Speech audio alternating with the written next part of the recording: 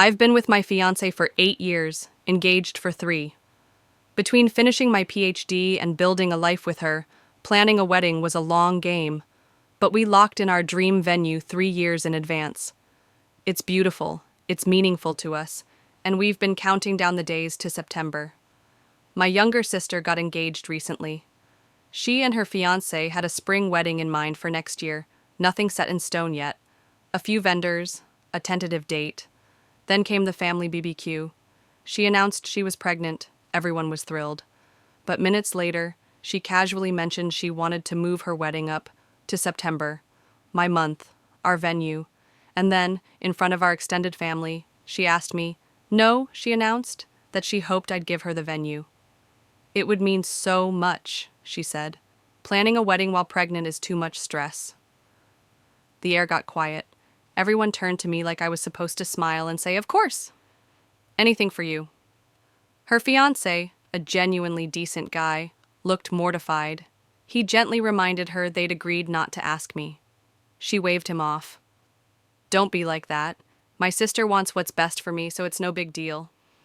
I said no. Not rudely. Just honestly, I've had my heart set on this for years. She burst into tears. Ran off. My grandmother called me selfish. My mom asked why I couldn't wait a few more months, like it was no big deal to hand over something I'd waited years for. We left early. My fiancé was furious. The next day, my brother-in-law called to apologize. He said my sister had promised not to ambush me like that. Now she's blaming me for ruining her engagement and making things difficult for the baby. Then came the texts, dozens of them from my dad. Guilt trips on repeat. Your sister hasn't stopped crying. She's under so much stress. You've always gotten what you wanted. We decided to take her out of the bridal party and asked my aunt, one of the few relatives on our side, to step in. Then my mom crossed a line. She called my fiancé's parents to plead her case, saying it would be better for my sister to have the venue, citing pregnancy complications like preeclampsia. Our future father-in-law wasn't having it. He told her, in no uncertain terms, that they were being ridiculous, that this was our wedding, not a family group project. Now she's crying too. Apparently, standing up for myself makes me the villain. When I posted the story, I didn't expect much, just a place to vent, but it went viral, and my sister found it. She accused me of twisting the facts and making her look unhinged, said I was choosing the internet over my family, that I should want to do this for her, that I should care more about making everyone happy. So I wrote back, if your memory of that night is different from mine, fine. But I'm done bending over backward to make you happy. I shared birthdays with you because you threw tantrums. I filled out job applications because you couldn't be bothered. You ruined my graduation. And now you want my wedding venue? I've spent years working toward this day. If losing our relationship is the price of keeping it, then so be it.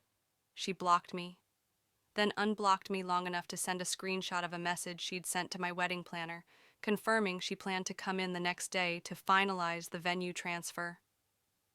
We called our planner immediately. She was horrified.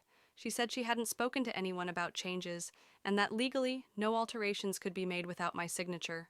She promised to flag our account and require in-person ID and a password for any changes. We did the same with every vendor. We also canceled the catering my parents had paid for. That was our decision. We knew we couldn't trust them not to use money as leverage. Instead, we turned the situation around. We're doing a DIY-style buffet with help from friends and my fiancé's incredible family. They're helping us cook, prep, and celebrate. And that weekend has turned into something much more personal and real than any overpriced catering could offer. My older brother, who wasn't at the BBQ and wasn't supposed to come to the wedding due to work, called after hearing a twisted version from my parents. When I told him the full story, he believed me without hesitation. He said part of the reason he moved away was because our parents always made everything about my sister. He's not just coming to the wedding now, he's walking me down the aisle. We haven't heard from our parents since. Maybe they're regrouping.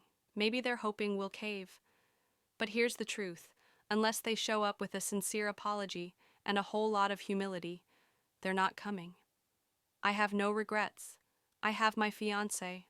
I have real family, and for the first time in years, I have a wedding day that's about love, not guilt.